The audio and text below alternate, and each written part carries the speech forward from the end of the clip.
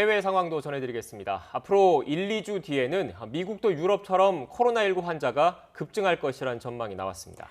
정점을 기록했던 지난 7월의 상황이 재현돼 하루 7만 명 이상 신규 환자가 발생하고 이후에도 계속 증가할 가능성이 있다고 전문가들이 경고했습니다. 보도에 박홍구 기자입니다. 미국의 코로나19 확진자 증가 속도는 이번 달 들어 빨라지고 있습니다.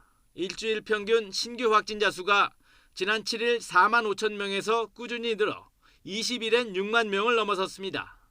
그런데 앞으로 일주일 뒤부터는 여기에 더욱 가속도가 붙을 것이란 전망이 나왔습니다.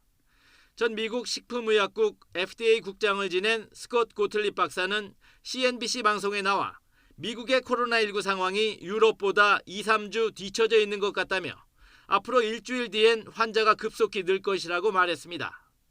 CNN 의학 전문 기자 산제이 굽타도 유럽의 코로나19 급증이 미국보다 1, 2주 먼저 왔다며 유럽의 상황이 앞으로 미국에 닥칠 예고편이라고 경고했습니다.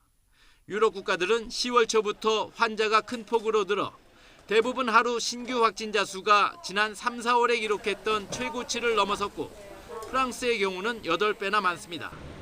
더욱이 미국은 유럽과 달리 급증하는 신규 확진자 수를 빨리 억제하지 못했던 과거 경험으로 볼 때 상황이 악화할 경우 지난 7월 중순에 7만 7천 명 신규 확진자 기록이 깨질 수 있다는 전망이 나오고 있습니다. COVID-19 is the most significant public health challenge our country's faced in more than a century. And the pandemic is not over. 상황이 악화할 경우 미국도 유럽처럼 다시 고강도 봉쇄 조치를 취할 것으로 보입니다. 일리노이주와 뉴멕시코주 등 일부 지역은 서둘러 코로나19 확산 억제 조치를 시행하기로 했습니다. Food and drink establishments serving alcohol must close at 10. A maximum occupancy for hotels or placing of lodging is reduced.